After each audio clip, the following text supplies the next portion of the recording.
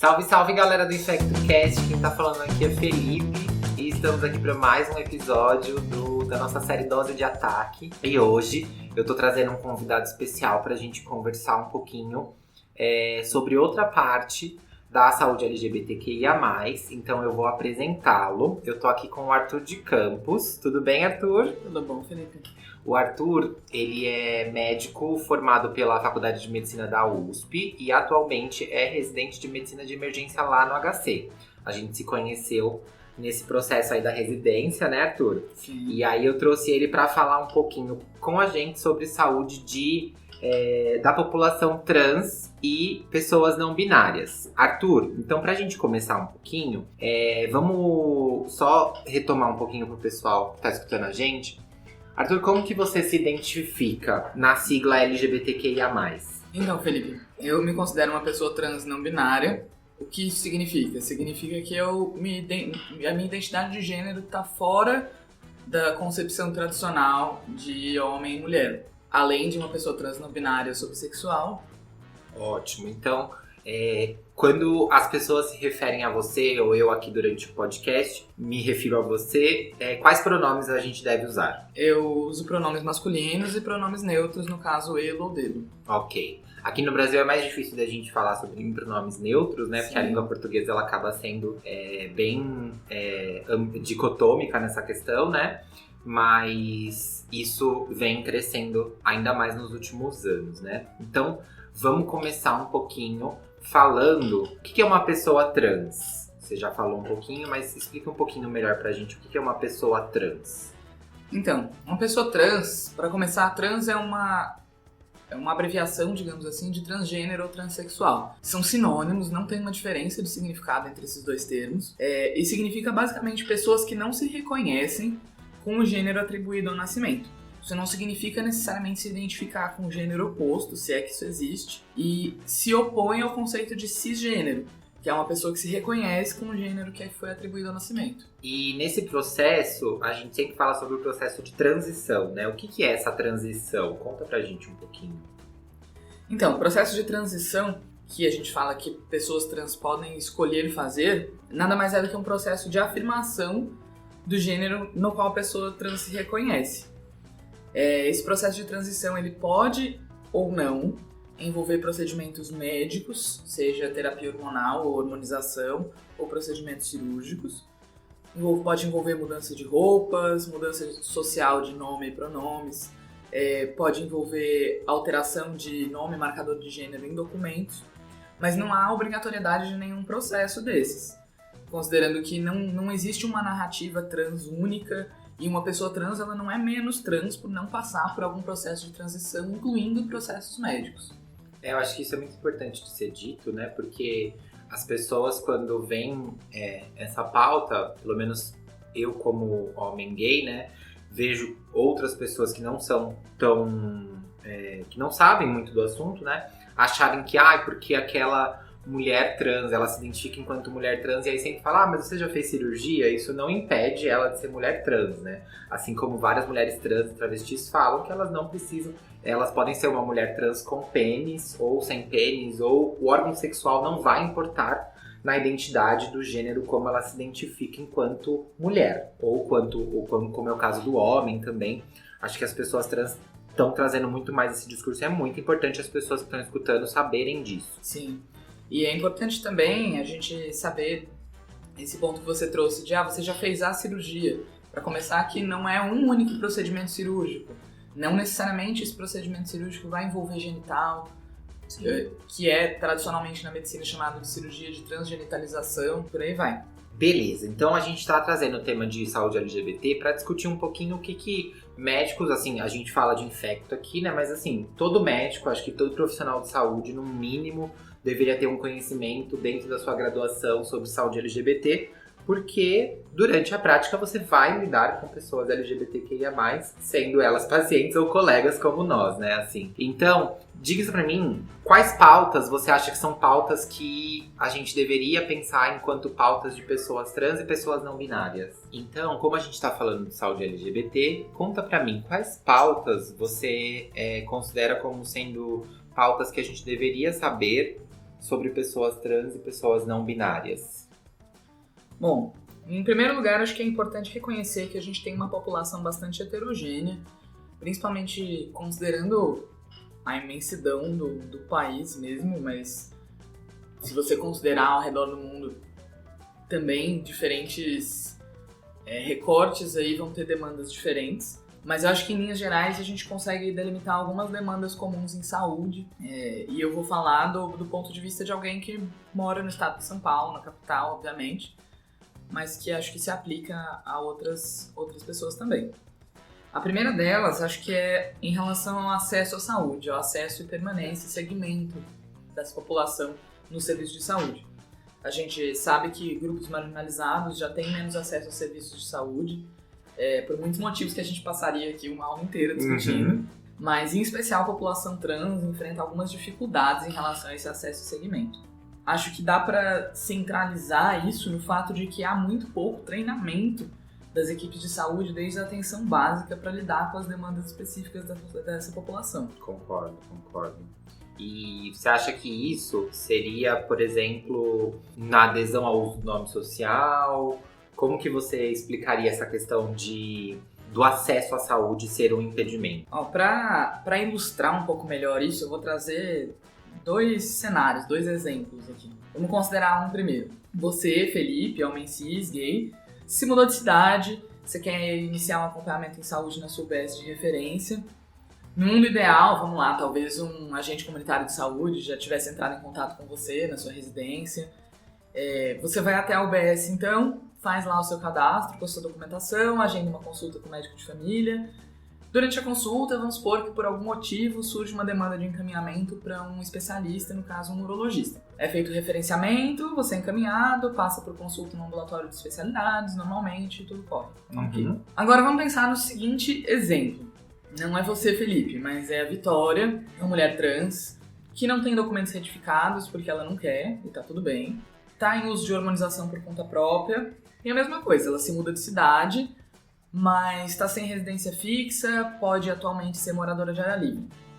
Não tem contato com nenhum agente comunitário de saúde. O que é uma realidade bem comum, né? Exatamente. Existe uma estatística muito grande da população trans estar em situação de rua e ser moradora de área livre. Mas enfim, ela vai até a UBS, talvez já haja até uma reação negativa da própria equipe de segurança da UBS de barrar a entrada dessas pessoas. Quando vai fazer o cadastro, que você, Felipe, foi lá, entregou seu RG e fez o cadastro normalmente.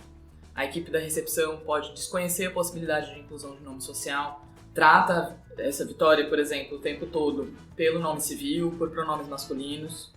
Vamos supor que apesar de toda essa agressão à dignidade humana, porque nada mais é do que uma agressão ao princípio da dignidade humana, mesmo assim ela vai lá e marca uma consulta com o médico de família. E aí nessa consulta, além de desconhecimento da equipe médica, da equipe de enfermagem sobre a hormonização, sobre essa hormonoterapia, vamos supor que também surge a demanda de um encaminhamento para o urologista. Aí surge um outro impasse. A equipe não consegue encaminhar o urologista porque no cadastro consta um marcador de sexo feminino. Isso, infelizmente, ainda acontece também com homens trans que precisam de encaminhamento ao ginecologista e por aí vai.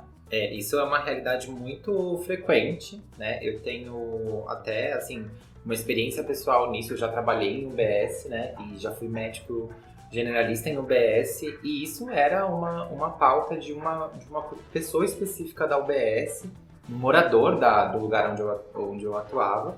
E que a gente teve que lutar bastante, fazer capacitação com os profissionais de saúde para eles entenderem que ele era um homem trans e o que era aquilo e que era necessário ele ser respeitado enquanto homem trans, né? Porque tem a vivência muito do tipo, ali é um bairro, as pessoas conhecem aquela pessoa há muitos anos e aí viram esse período de transição e acham que tem o direito de voltar ao passado, sendo que, na verdade, aquele homem trans sempre esteve ali, ele só não tinha a oportunidade de poder se manifestar enquanto homem, né? Devido a várias questões que a gente pode elencar aqui, né? Exatamente. Mas isso é muito, muito frequente.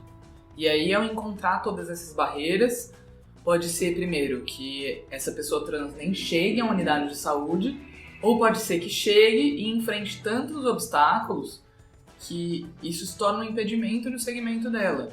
Vou trazer um outro cenário aqui pra gente pensar aí, não no contexto da atenção básica, esse cenário, infelizmente, baseado em fatos reais. Não que aconteceu comigo, mas que aconteceu com pessoas conhecidas. Vamos supor que eu, Arthur, pessoa trans não binária, tenho, sei lá, uma dor abdominal hipocondro direito, acho que eu tô com uma colecistite aguda, resolvo passar num pronto-socorro de um hospital secundário. No cadastro, vamos lá, até existe a possibilidade de inclusão de nome social, mas a equipe não sabe como fazer. E aí tô lá eu com dor de barriga, tendo que explicar para a equipe como fazer o diabo do cadastro do nome social. Depois de toda a exposição, vou lá e descubro que até consta o nome social, mas consta após o nome civil e entre parênteses. O que isso vai resultar? Em todas as interações, nessa passagem pelo pronto-socorro, em toda essa internação, eu vou ser chamado pelo nome civil, porque intuitivamente você vai ver o nome civil primeiro, você vai chamar o nome civil primeiro. Isso vai gerar inúmeras situações de constrangimento. Além disso, nesse cenário, a equipe médica desconhece prescrição e segmento de hormonoterapia, pode impedir a avaliação adequada de interações medicamentosas, de complicações cirúrgicas, pode impedir a manutenção de um tratamento contínuo durante a internação e tudo isso levar a desfechos negativos em saúde. Em resumo, acho que dá pra gente pensar que enquanto na faculdade, na residência, e isso não só para a medicina, mas para outras profissões da área da saúde também, na equipe multi, a gente é treinado e ensinado a tratar e cuidar das doenças mais raras possíveis, das complicações mais bizarras possíveis, mas não há treinamento algum de toda a equipe para lidar com as demandas específicas da população trans. Isso, inevitavelmente, vai afastar essa população do acompanhamento em saúde. Acho que isso que você está dizendo é maravilhoso de ser dito, Arthur, porque eu já trabalhei em hospitais onde existe esse problema do nome entre parênteses, né? E o quanto de coisas ruins, né? O quanto de malefícios isso pode trazer para o paciente, porque na verdade isso não vai mudar o que ele está ali para tratar na maioria das vezes. E se mudar, ou se devesse mudar, como você disse, às vezes a equipe médica, a equipe de enfermagem não sabe como isso afetaria, isso é muito ruim. Esse afastamento do sistema de saúde, ele pode gerar várias complicações e várias questões para a população trans, né? Você consegue elencar pra gente algumas coisinhas? Claro. A população trans, considerando o conceito de vulnerabilidade, ela é uma população vulnerável. Isso se reflete em alguns indicadores de saúde. É uma população com maior incidência de infecção pelo HIV, maior incidência de infecções sexualmente transmissíveis, tem maiores taxas de violência física e psíquica, também maiores taxas de abuso de substâncias e maior prevalência de transtornos psiquiátricos. Acho que no caso do HIV, onde a gente tem talvez os melhores dados, e olhe lá, né? Dá para lembrar do conceito de epidemia concentrada. A população trans é considerada, no Brasil e no mundo, uma das populações-chave para o HIV, para a infecção pelo HIV. Sim, tanto que é uma população-chave para uso de profilaxia pré-exposição, Exatamente. Né? E é uma população onde muitas vezes, como diagnóstico, é afastada do sistema de saúde e não consegue se manter indetectável porque não se sente acolhido no sistema de saúde e acaba abandonando o tratamento, não fazendo o tratamento, porque a equipe de saúde acaba sendo preconceituosa com essas pessoas. Isso é muito grave, né? Muito grave mesmo.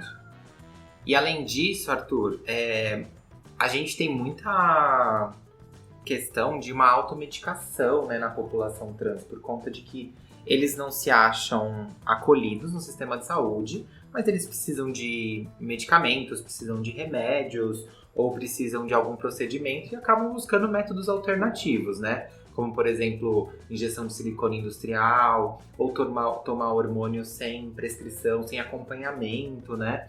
E isso acaba gerando alguns malefícios para as pessoas trans, né? Você já ouviu histórias assim? Sim, a gente vê bastante, muitos exemplos de automedicação, autoprescrição de hormonoterapia, por exemplo. Isso chega à venda e contrabando de receitas médicas, ou mesmo contrabando de medicações que a gente não sabe que condições que estão essas medicações de produção, né? Isso pode ter consequências aí catastróficas. Por exemplo, uma hormonização inadequada para a população transfeminina, com dose muito alta de estrogênio, ou medicações inapropriadas, pode aumentar o risco de perda de massa óssea, aumentar o risco muito grande de fenômenos tromboembólicos, AVC, infarto, TEP. E esse risco ainda maior se a gente considerar que tem uma alta prevalência de tabagismo nessa população. É verdade. No caso da população transmasculina, essa hormonoterapia inadequada também pode ter desfechos negativos, seja só por desregulação do eixo hipotálamo, hipófise e gônada, né? Ou por conta de alteração de perfil lipídico, policitemia, também aumento de risco cardiovascular, aumento de risco de fenômenos tromboembólicos, além de hepatotoxicidade no caso de uso de formulações de testosterona via oral, que é muito comum aí ainda em contextos de academia, tudo, né? E que acaba se expandindo para a população trans.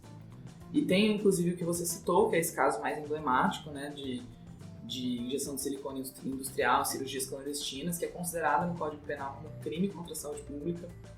E é mais comum na população transfeminina, usada para modificações corporais, numa população sem acesso a procedimentos cirúrgicos adequados. Sim. E a gente nem precisa comentar as inúmeras complicações, a alta taxa de mortalidade, todos os desfechos aí que a gente encontra. Sim. Acho que agora até na mídia tá rolando um caso aqui de uma pessoa aqui de São Paulo que acabou injetando óleo, que foi injetar outras coisas e acabou injetando óleo mineral no rosto, né? Uma mulher trans que acabou buscando esses procedimentos porque ela não tinha dinheiro para buscar um procedimento num hospital ou porque ela não se sentia acolhida e ela buscou esse procedimento e acabou tendo essa deformação, né? Isso é muito, muito grave. Além dos riscos de infecção, complicação, embolia desse produto, isso é bem grave mesmo. Arthur, muito obrigado pela presença, viu? Você quer deixar uma última mensagem aí pro pessoal do InfectoCast?